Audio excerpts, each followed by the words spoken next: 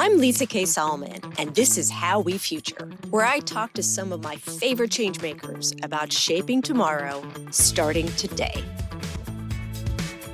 Today, I sit down with Dan Klein, an improviser, Stanford lecturer, and longtime collaborator of mine in the world of futures and design.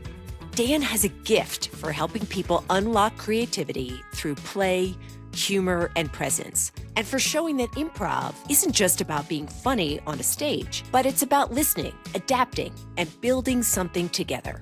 In our conversation, Dan shares how improv principles like yes and oh good can transform teams, why laughter is a sign of learning, and even how small shifts in perspective can make us more open to possibility. We also talk about how practicing flexibility, whether in a rehearsal room or a classroom, prepares us to face uncertainty with more confidence and joy. If you've ever wished you could get more comfortable with the unknown, this episode is full of insights you won't want to miss. So let's jump in with Dan Klein. Dan Klein, welcome. I'm so excited that you are here today. Literally one of my favorite people on the planet. One of my favorite people to work with. One of my favorite people to experience life with. So the fact that we are having this conversation today, already I'm so happy. The feeling is absolutely mutual. I was so excited when you reached out. And I thought, oh, good, I get to talk to Lisa for a while. Well, we're going to have a good time. And hopefully everyone listening is also going to see what I see, which is the magic of Dan Klein. So thank you so much for joining us. Thank you. So, Dan, we're talking on this podcast, How We Future, and I want to actually take us back to the past to start, because when I first met you, which is now about 15 years ago, you were running an executive program for Stanford on what you do, which I'm going to ask you to describe in a minute. And it was one of those moments where it was like the before times and then the after times. Oh. Yeah. It was so transformative to experience you helping others unleash their creativity and their sense of agency in the world. And it was one of those moments where I was like, well, I've just got to figure out a way to work with this extraordinary individual. So for those of our friends here that are new to Dan Klein and what you do, can you talk about your work? Absolutely. Well, thank you, Lisa. That was a great moment for me, too. I knew things would fork in a different direction after I met you, and we were able to start sharing our work together, which was so fun. I teach improvisation. That's the way I got into all of this. I took an improv class. I thought, oh, this seems like it'd be worth pursuing for the rest of my life. And so I dove in, and along the way, I taught classes for 20 years now. I've been teaching beginning and intermediate and advanced improv at Stanford University for undergraduates and graduate students and fellows around the university. But that work in and of itself, essentially, it's a theater class. How do you get up on stage and make up a story in front of a live audience? Those skills are applicable in every domain. And so the more you do it, the more you realize, oh, there's lots of people that can take advantage of these mindsets, these practices. Also, the space that we create in order for people to experience it,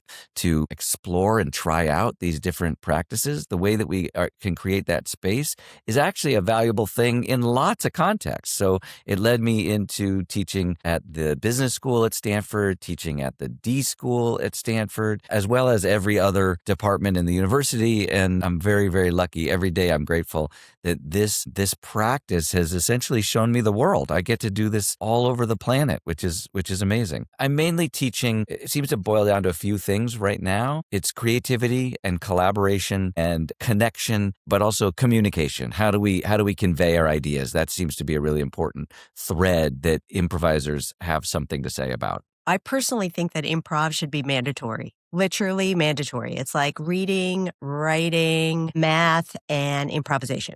Because what I learned from you was that I was capable of responding creatively in the moment. Yes. That it was almost like that Dorothy moment in The Wizard of Oz, where it's like, it's in you all along. Exactly. You too can be creative in the moment. You don't have to be perfect or expert. And it was like a light switch went off. So I agree with you. I think that idea of creativity, collaboration, curiosity is another one about your partner. partner, they're just foundational skills that are critical, particularly in this moment when there's so many unknowns and so much complexity. Our ability to navigate uncertainty in the moment, I think, is everything. Yeah.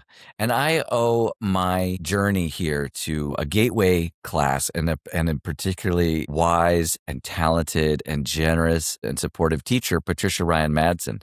She was teaching that beginning improv class when I was an undergrad at Stanford almost 40 years ago.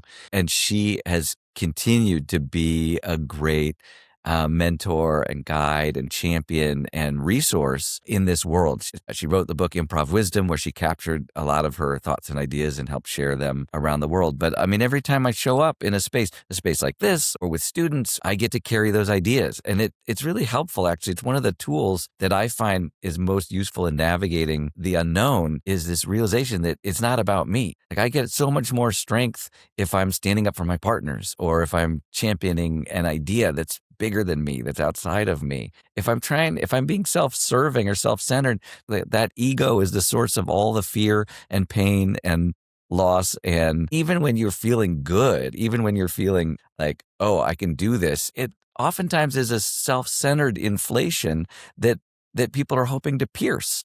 And so even that's a risky, overconfidence. There's so much to unpack in that reflection. One is this idea of it's not about you. It's about the connection you have with your partner. And I think that was one of the things as a longtime presenter, as a longtime classroom facilitator, instructor, usually you're the one at the center. Mm-hmm. But improv is different than that. You're not doing, as you've taught me, it's not a monologue, and you're not trying to be the funniest person in the room. You're trying to set your partner up for success. That's right. So in doing that, it puts your attention towards that other person differently. Not I'm trying to one-up you, which is, I think, so much of our training is about how do you win, how do you be the best, how do you stand out. This is about, no, your job is actually to be generous. Your job is to listen, and your job is to together create something that is not for you, is for others. That's right. Make your partner look good. And then one of the things that Keith Johnstone, who was Patricia Madson's mentor, was a great grandfather of modern improvisational theater, passed away last year at the age of 90. One of the things that he used to say is the mark of a great improviser, it's not how many laughs you get, it's not how many star moments you have on stage, it's whether or not you are fun to play with. Do other people want to play with you? You're good. Can you imagine if we had that as a metric? Are you fun to play with? It makes me think back again to that first moment where I met you. And I remember saying to you after, I said, Dan, what is the best phone call you can get from me?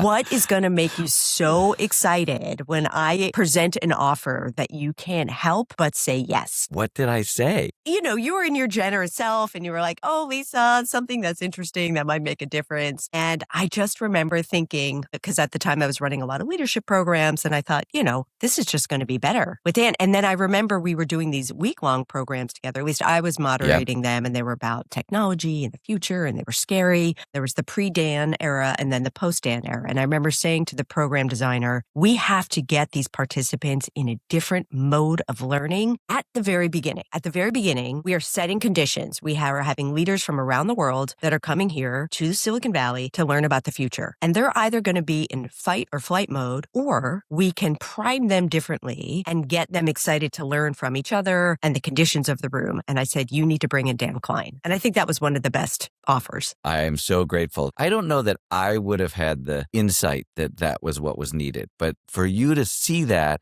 and now I get to see it all the time. Like, there's a shift that you have to make with any group. We're reading the room, we're reading the dynamic, and if their arms are crossed, metaphorically or literally, then we just have to uncross them. We have to figure out a way, and it is indeed, it's physical, it's mental, it's spiritual, it's some abstract level. We have to make sure that people are opened up and ready. And you had that insight and instinct, and I'm grateful that I could get to step in and discover what that would mean to provide that. Well, I think that's a great insight that when people cross their arms, they're not trying to be jerks, they're nervous. And I think one of the things that makes you so extraordinary in your work is how empathetic you are to the nerves. That audience is not there to watch you fail. You haven't yet built that trust that they can let go. Because again, so much of our training is about armor, protection, being right, being expert, and the way that you invite them to just really discover their fun, discover their humanity, discover what makes us unique and human is really extraordinary to see. And it could be a game changer. Yeah, Patricia used to say, your job, if you're going to teach this work, is you have to make the room safe enough for people to take risks. That is your first charge. I think of it as almost a sacred responsibility. This is scary for everyone. This is scary for everyone. I'm not an introvert myself. I have lots of introverts in my close circle, and I do my best to understand exactly where they're coming from. I'm an extrovert, but I'm a shy extrovert. Like, I'm not a life of the party kind of like bring it on. Like, I love getting to have attention and it gives me energy, but I am very shy about it. And so a lot of these tools and techniques I recognize are actually a great way to help with that. One of the reasons why I love this work is because I think it allows you, just picking up on what you said, to do some internal reflection and growth. Like, oh, I can show up differently. I'm not set in a box. I can take the information I'm getting and perceive it differently and do something different with it. And externally, you're helping others feel that too. So it's this like relationship between my ability to be resilient and my ability to create something new, which has its own flywheel benefit of feeling better. And the thing about it is, going back to Patricia Ryan's point about learning how to be present in that moment, is that I think that's the ultimate secret weapon in a time of growing complexity and change. There's so much we can't control. But if we learn how to navigate our own being in that because we've practiced in a safe place, then that will give us strength to show up regardless of the circumstances. I think, honestly, when we first talked about this conversation and thinking about the future and how we future, I think, well, what do we bring? How do I show up? What did I learn from this that I get to bring into everyday life? And in a sense, it's this, oh, good principle. Like, whatever comes your way, there is a way that you can say, oh, good to that thing. I mean, that's what improvisers have to do. We're on stage. It's imaginary. Things go right. Things go quote unquote wrong. Improvisers get excited when things go wrong because it's a new opportunity and we say, oh, good, and we see what can happen. And it turns out that that's actually true in many ways in life as well. I'm not saying that everything that happens is good. Like, there are things we want to avoid for sure. And there will be bad things that happen no matter what we do. And we have a choice of how we respond to them. So that's what I find most useful for me. Sometimes bad things happen for sure.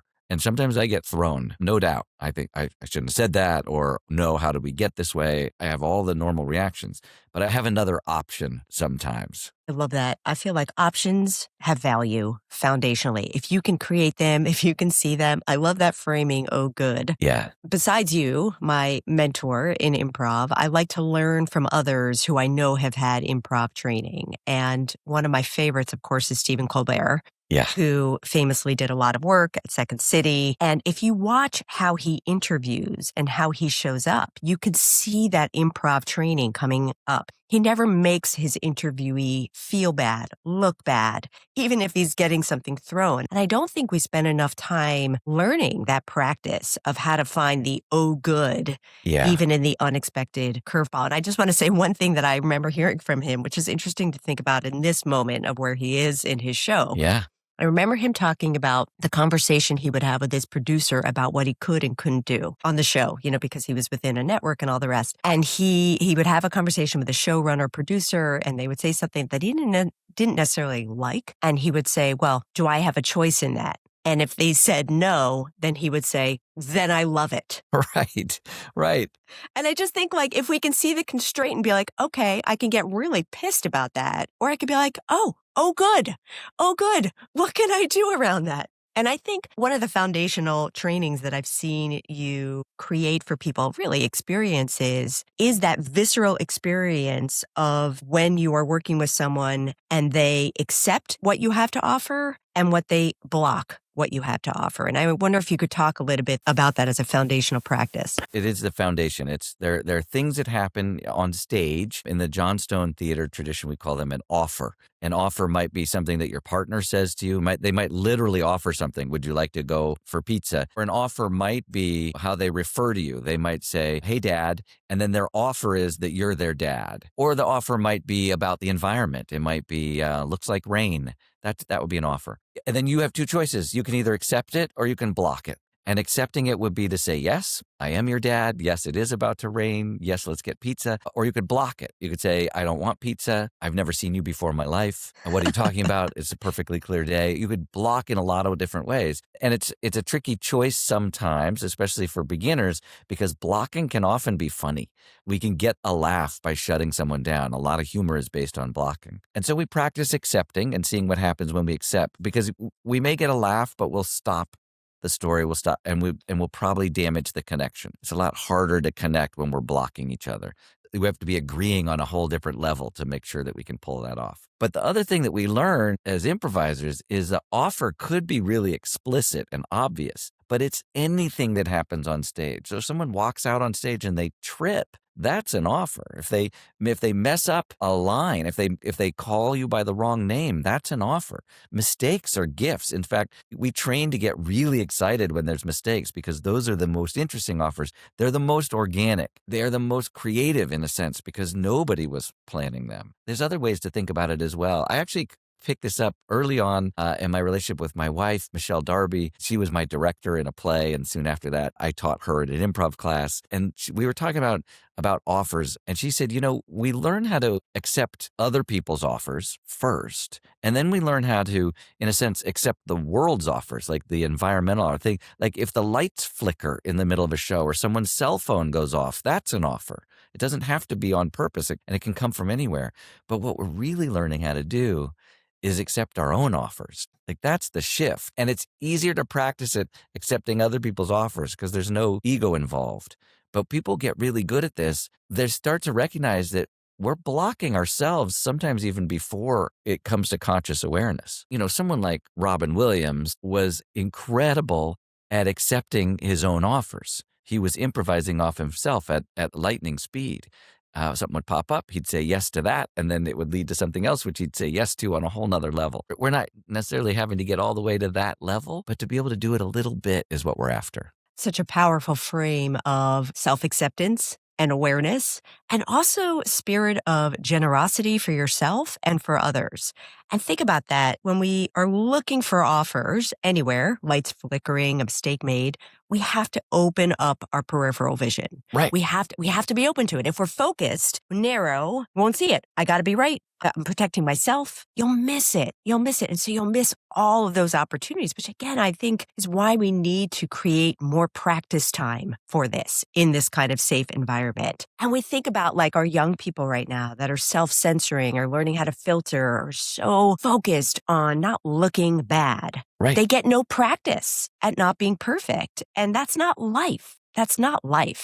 So I think that's so powerful as a way of thinking about it. The first thing that I do with most groups is get them to celebrate failure because it's so fundamental to all of these, to creative collaboration, to connection, communication. I'm not saying that you're supposed to fail all the time. But if we acknowledge that our normal reaction to failure is shrinking, is punishing ourselves, is to shut down and close off, even when it doesn't matter, then we also realize what we've shut ourselves off from. And so if we can celebrate failure, not just accept it, but celebrate it over the top, triumphantly, then things shift. I've gotten to do this now for 20 years with students at Stanford. And one of the first things that I tell them is your job in this class is to shoot for average and fail cheerfully.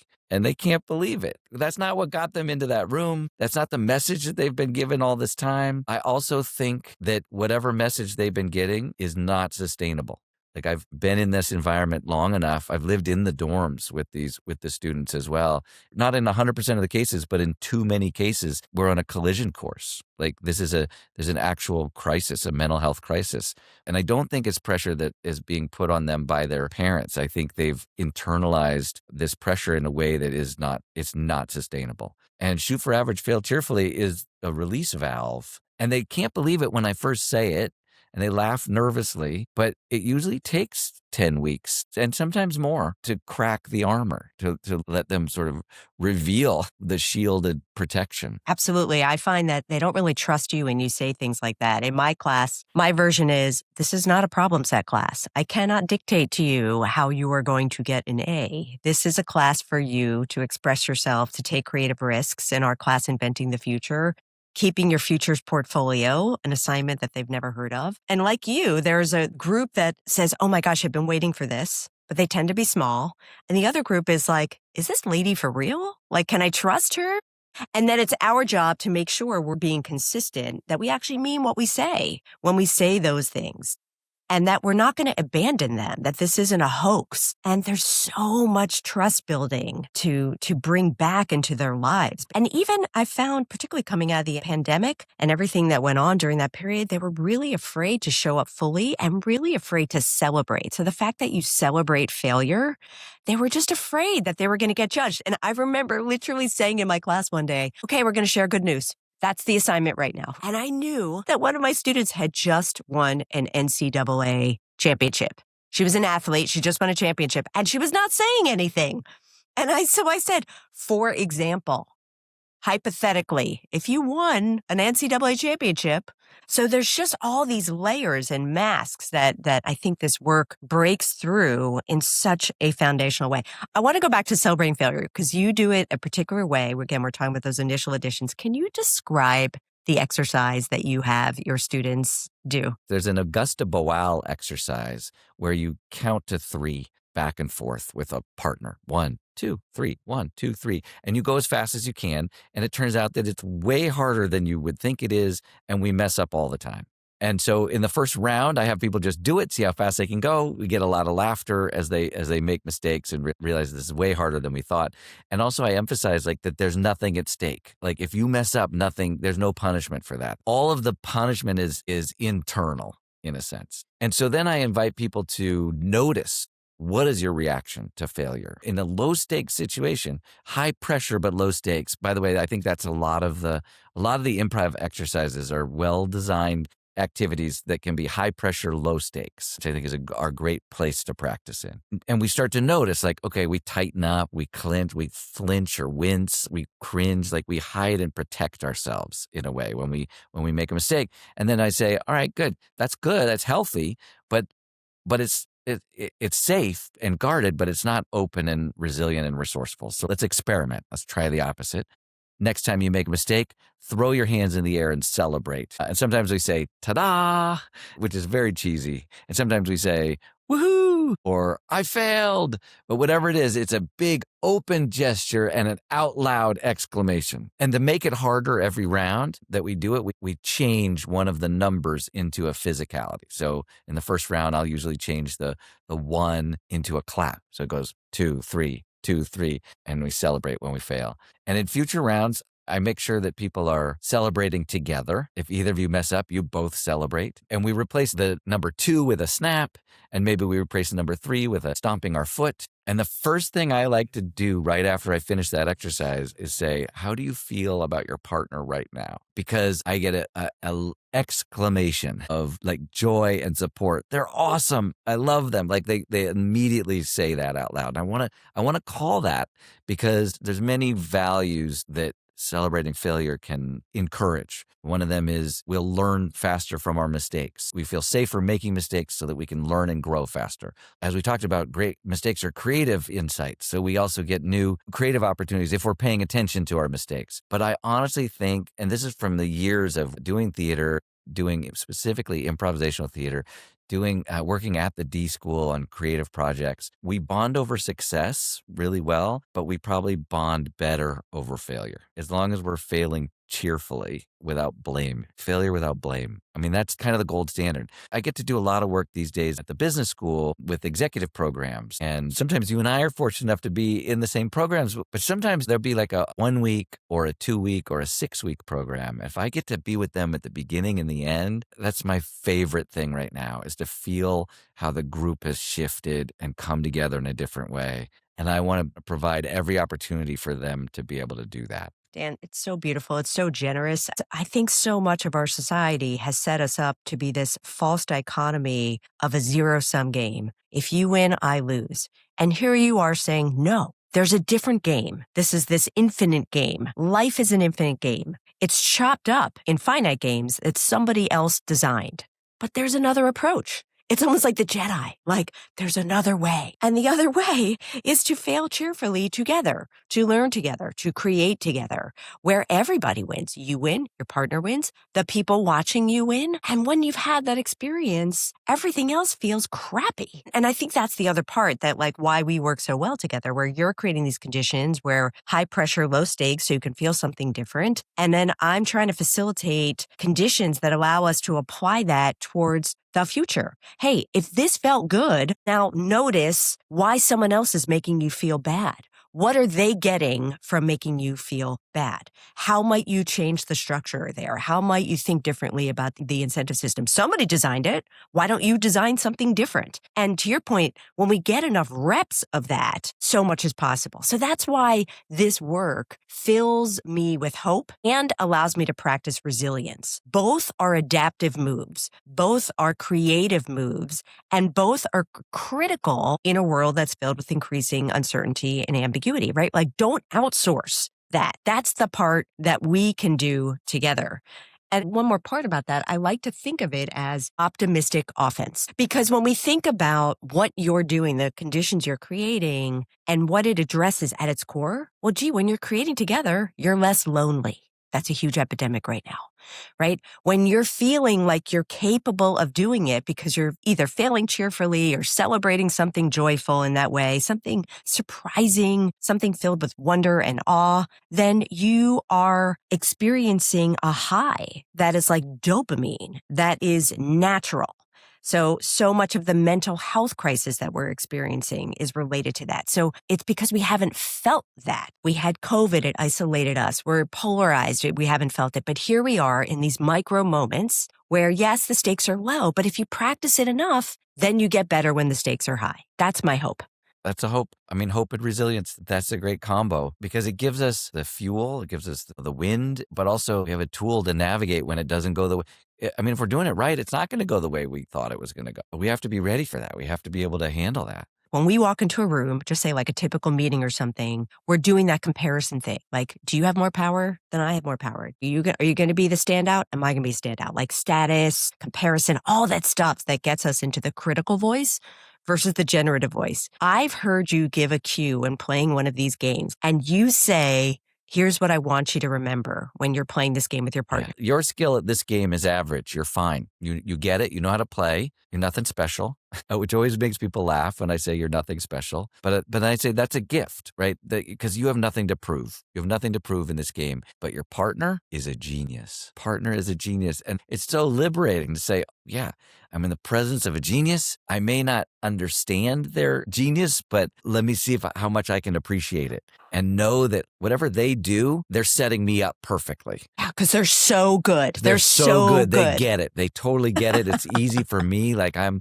like, oh, wow. It was like a perfect pass that I can't help but do a layup or whatever. And if I get it wrong, if I somehow stumble, they're so good they can make that even better. What's great is that the partner is the same about you. They're looking at you. They're doing the same. They're like, you're a genius. You're feeling all of this awe from your partner who is like, you're going to be amazing. And you've stripped away that armor that says, I'm terrible at this. It's amazing. I mean, so like in athletics, one of my favorite metrics, I think I learned this in basketball. And of course, I'm 5'1", so I've never played anything but horse in my life. But this idea of being a net positive player, that like when you're on the court, it's not necessarily that your stats are better. Everybody's stats are better. And I think, like, again, how amazing for us to work within teams where everybody makes everybody better because you've practiced at it. You've practiced at it. It's so interesting. I look at the box score of basketball games too, and it's funny that that metric becomes one of the most interesting is your plus minus. Like you had 0 points and your team is up 17 for the minutes that you were on the floor. That's got to be the thing that counts, because when we simplify our stats into just a measurable point or shots attempted or whatever, it doesn't tell the whole story. That's not what we care about. Like you could have terrible stats, but if we win the championship, that was what we're going for. You're just giving me an idea. Imagine if communities had a net positive, right? Like everybody lives here, contributes. Because I think that's the other part is that how we measure, which by the way, somebody invented. It's not a given. Somebody figured that out for their own gains and productivity and whatever. But how we measure is so individual versus honoring a collective or honoring something of a feeling. And I think once you identify that, then you can redesign it. I was in my classes like, everyone can get an A here. I don't have to be on a bell curve. The worst thing is when they get an A minus and they're like, come complaining, why'd I get an A minus? So now what I've said is, look, write a letter to your future self about how you got an A. You get to decide. Write a letter. Be clear about what you did. So all of those ways of redesigning and then being agentic in creating it, which is what you allow them to do in a playful way, I just think is so, so powerful. Something just popped into my head. Like one of the things that we get to practice with the improv training is creating imaginary worlds. I mean, it may start with just a sentence or a phrase, or it may start with a single object, but the key is that we're creating a whole world, and the rules of that world might be different than the rules of our world. In order to say yes, we can shift all of reality to accept what had just come up. It's one of the ways that we can incorporate a mistake into a scene is like change the world into one and where that mistake is what's normal, and we create something else entirely. And that experience, the ability to collaboratively imagine something, a shared collective imagination, is probably the thing that fires me up the most in doing this work. I mean, I saw an improv show when I was a freshman in school in a dorm. A group of other students came up and they got up on stage. My jaw was on the floor. Like, how is this possible? They didn't know what they were going to say, and but they just heard it from that person. How did they know what line to say back? And I'm still trying to figure it out. I think that's where you're playing as well. We're talking about creating a shared future. It's the same game. It's the same game. Totally. I mean, I think the other word that comes to mind as I hear that is the ability to create abundance versus staying in scarcity. Here's a world, everybody's participating, everybody's learning, it's possible, you want to be a part of it, you feel good, versus this ciphering off of like, nope, we only have so much to have, and so you got to siphon it off. And it's magic. It's magic. And the best part about it is that it's teachable and learnable. I know that from you. That's amazing. That's amazing. Okay, Dan, I want to hear, maybe this was it, but do you have a favorite game in all of your huge treasure trove? I do like playing Oh Good. Oh Good is where, one person just says, hey, here's a blank, here's a book, here's a car. And the other person says, oh, good, and says why they need it. It's so simple. But honestly, in terms of that shared imagination excitement, the other really simple direct one is the shared fake memory, where we pretend we've done something together and we say, hey, remember that time? And then we just make it up. It's like the natural human ability to just make up crap and play off of each other. So that might be my simplest, favorite, funnest game. Do you want to play it? Oh, yeah. Okay, cool. Okay, great. And you just start, hey, remember that time we whatever. Okay. Dan, do you remember that time where we took that crazy trip to an island off of Florida? Oh my God, that's right. And it was so hot and humid that day, except for when we were in the water, just cruising around in that calm, cool water. Oh my gosh, thank God for that. And we didn't know it was going to be that way because the weather had said that it was going to be much cooler. So it was going to be cooler, and yet it was this weird hot. And then we were, yeah.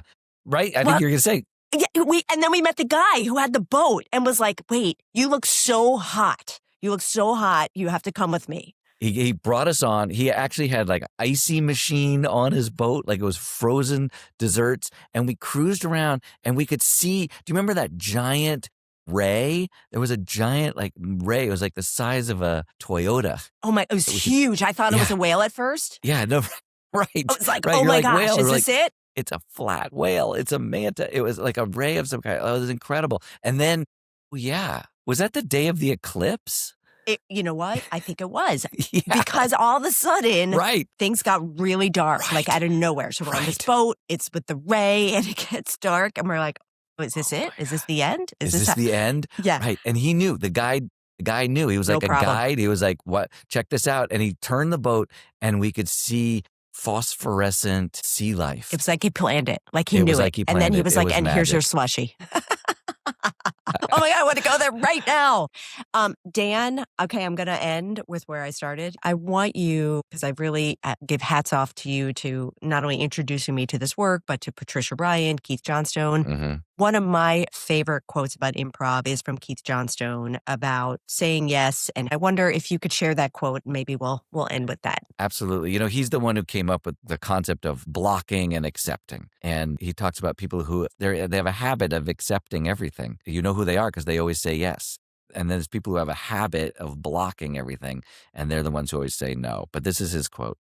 People who say yes are rewarded by the adventures they have. And people who say no are rewarded by the safety they attain. I love that quote because it reminds me always that we have a choice. And they're both good choices, safety and adventure. It's great. I love that quote so much because it reminds us that when people are saying no, not to take it personally, because it's often not about us. It's about their search for safety. And it allows us to have empathy for people that may not just be moving at our speed or may not have had the experiences that we've had. And so it then says, maybe, oh, good. How might I try another approach? So again, giving us more options.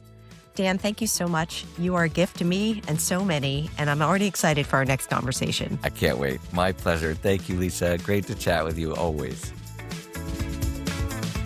Thanks for tuning in to this episode of How We Future with Dan Klein. I hope you enjoyed his stories about improv as a practice ground for courage and creativity. Dan's reminder that the future is something we create together, moment by moment, is one I'll carry with me.